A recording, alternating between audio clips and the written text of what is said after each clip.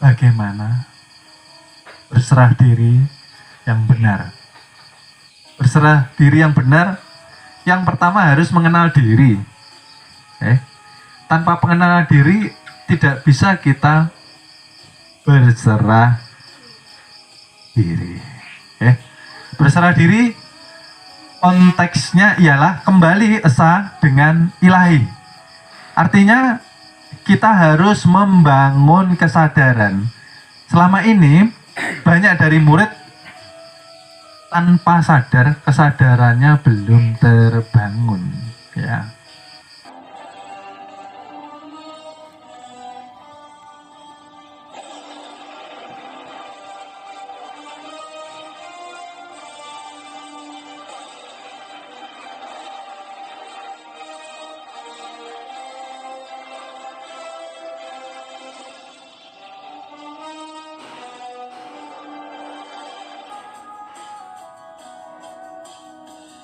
Sebelum kita mulai, saya terangkan dahulu yang ada di ujung. Penerangan untuk murid. Diberi kotak karena selain murid tidak mendapatkan penerangan. Jadi apabila kita ingin mendapatkan penerangan, haruslah kita menjadi murid dari perguruan kita. Dan di sini ada perguruan ilmu ma'rifatullah. Bahwa perguruan itu adalah tempat untuk berguru, ilmu adalah pemahaman, ma'rifatullah adalah pengenalan diri, dan nantinya akan mengenal Allah Ta'ala. Paham ya? Jadi perguruan kita mengajarkan ilmu kenal diri dan nantinya mengenal Allah Ta'ala. Umur ini diberikan kepada Tuhan untuk memberi kesempatan manusia bertaubat, merubah kehidupan. Masa iya mau hidup berkubang dengan masalah saja setiap hari? Tidak jenuh toh? Ya. Hidup ini kan penuh kebahagiaan. Orang itu hidup tidak pernah bahagia karena tidak pernah menjalankan yang namanya berserah diri dan bersyukur, karena tidak tahu rumusnya, gitulah. Hidup ini penuh kebahagiaan. Coba kalau pulang nanti rasakan napas ini, masya Allah, rezeki yang paling besar yang sudah Allah berikan kepada kita, yang selama ini selalu dan sering kita lupakan. Nah, itu yang jadi masalah loh. Bagaimana?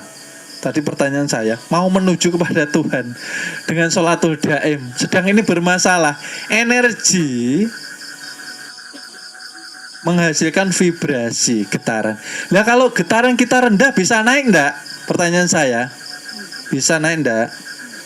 Mustahil.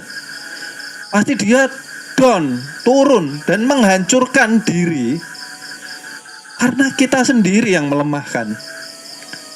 Kenapa melemahkan diri kita? Karena di dalam diri kita ada sifat pendendam. Inilah. Pendendam itu artinya apa? Tidak bisa melepaskan rekod ya, gambaran-gambaran orang-orang yang dulu menyakiti kita. Tidak pernah kita lepas, karena kita tidak belajar. Maka di perguruan sudah diajarkan harus selalu baik sangka, walaupun orang itu nyata-nyata menjolimi kita. Why? Kenapa? Karena semua yang datang kepada kita atas izin Allah Subhanahu, artinya semua digerakkan Tuhan kepada kita itu mempunyai maksud dan tujuan yang terbaik untuk mendidik kita, ego kita, diri kita, pribadi kita, mentalitas kita, supaya tidak menjadi mental yang rendahan terus-menerus gitu loh. Ini kita disakiti, selalu kita ingat Ketika kita marah, kita ungkit. Marah diungkit-ungkit. Artinya kita menyimpan rekotan yang tidak baik. Artinya kita mengotori pikiran kita sendiri gitu loh. Adakah yang seperti itu? Saya selalu ingat, saya tidak pernah melupakan perbuatan si A, si B, si C yang dulu pernah menyakiti hati kita. Wah, itu kotor sekali berarti hati kita. Itu tidak boleh disimpan. Itu bisa menjadi sebab mental block kepada kita. Artinya mental kita diblok dengan pikiran-pikiran kita yang kotor atau negatif. Harus dilepaskan. Karena kalau tidak dilepaskan, mengikat dan menghancurkan kita sendiri. Sudah saya katakan, ya, ketika kita menyimpan segala sesuatu yang negatif, ketika terjadi satu gesekan, maka yang keluar akan negatif, betulkah? Ya, ketika kita marah, pasti kita mengungkit. Ketika mengungkit, yang ada rekaman-rekaman yang tidak baik. Marah kan enggak? Pasti marah. Menyalahkan, pasti. Emosi, jelas. Di titik itulah tubuh kita mengeluarkan energi yang negatif. Kalau sudah mengeluarkan energi yang negatif, ya, ini akan melemahkan imun atau pertahanan tubuh kita. Oleh sebab itu, orang yang di dalam dirinya menyimpan rekotan-rekotan yang tidak baik, dia selalu akan diikuti berbagai ancaman-ancaman penyakit. Karena lemah sekali ketahanan tubuhnya. Oleh sebab itu saya katakan bahwa kekuatan imun itu sudah bawaan dari Tuhan sebetulnya. Imun kita itu kuatnya luar biasa sebetulnya. Yang melemahkan siapa? Yang menghancurkan siapa? Imun tadi. Kita sendiri.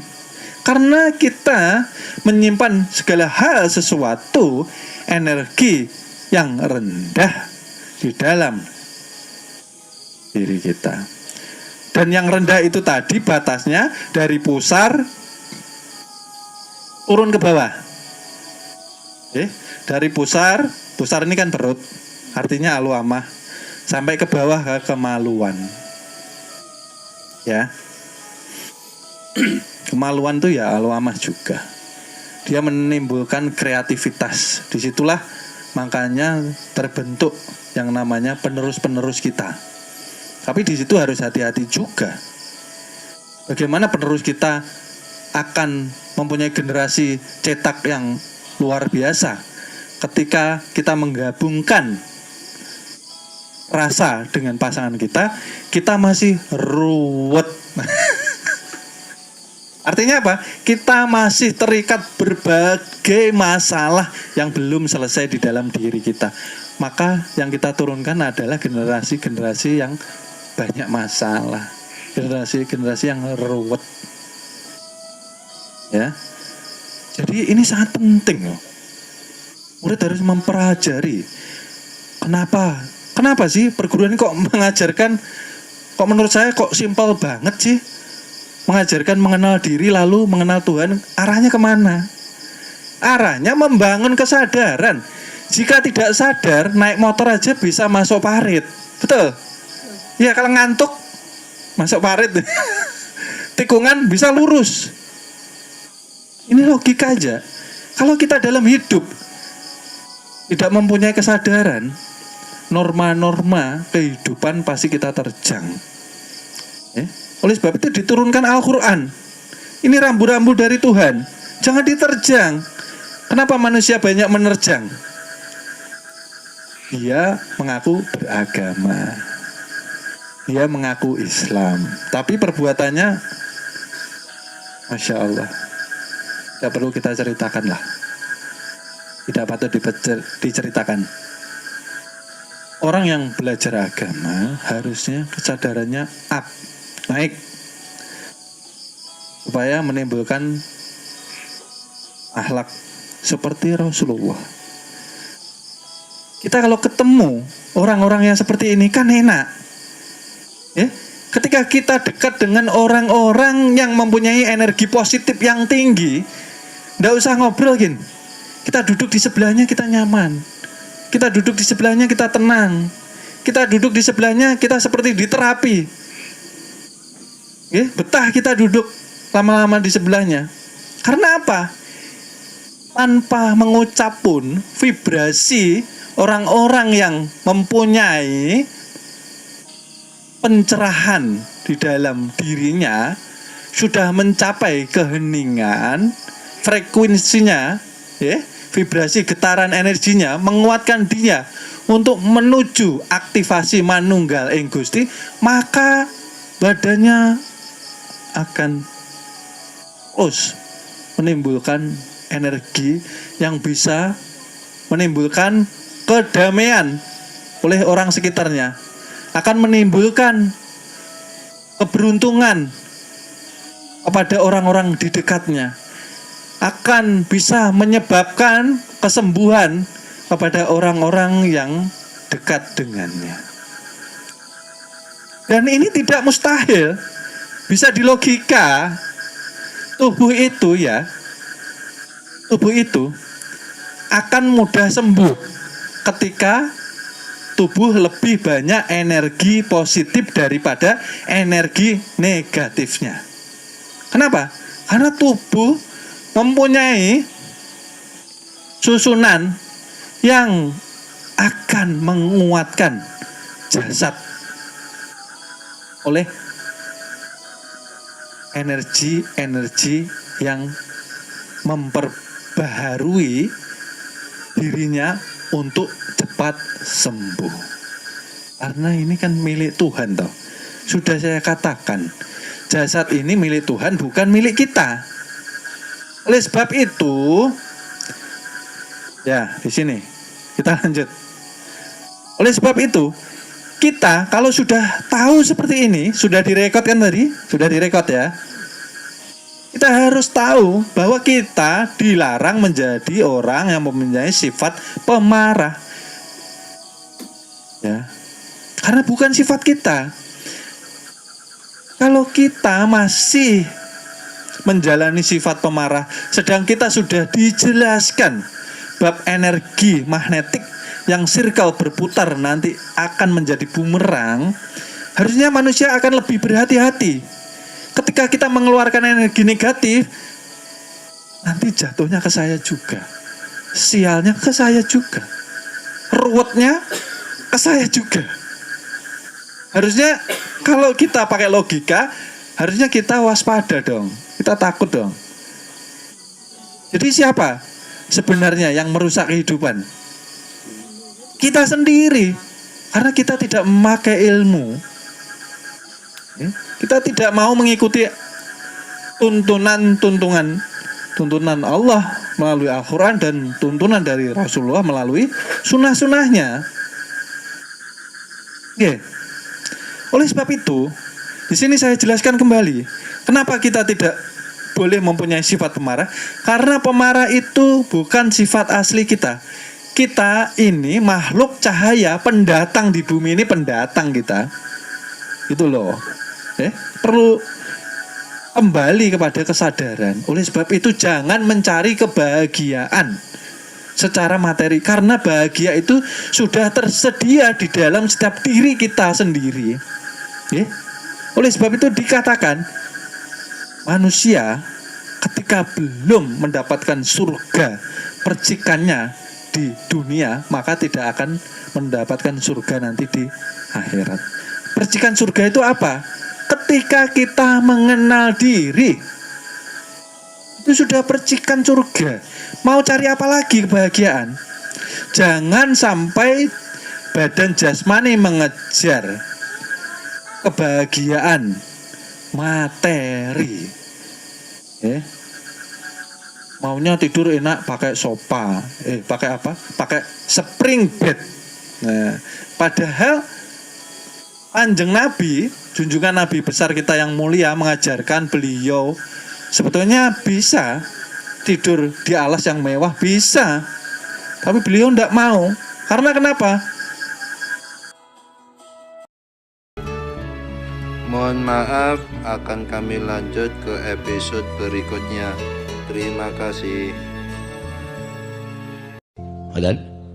Duwe derajat pangkat, duwe bondo donya, nek uripe adoh karo sing gawe urip, niku sak dalan-dalan kesandung-sandung, kesrimpet-srimpet. Ning arepa uripe kaya kula niki sarwa kekurangan, ning cedhak karo sing gawe jagat. Lakune ya kepenak, ora bakal kesandung, ora bakal kesrimpet. Kuwi mung penemune wong goblok. Penemune wong sing ora ngerti marang ilmu. Sing kandha sapa? Wong sugih, wong duwe derajat kok adoh karo sing gawe urip. Ming gumantung karo gone ngrasake. Ning mesti adoh karo sing gawe urip. Jalaran apa kok iso kaya kandha kaya mangkono? Mergo derajat pangkat niku sing iso micake wong. Bondo donya niku sing iso micake wong wekasan lali panembahe. Contone, mboten sanganggo conto sing kula dumuk. Ning pirang-pirang teng donya niku gumlare menungsa. Sing kokean derajat pangkat, kokean bondo donya, wekasan mripate wuta karo sing gawe urip, terus ngawula karo bondo donya. Niku pirang-pirang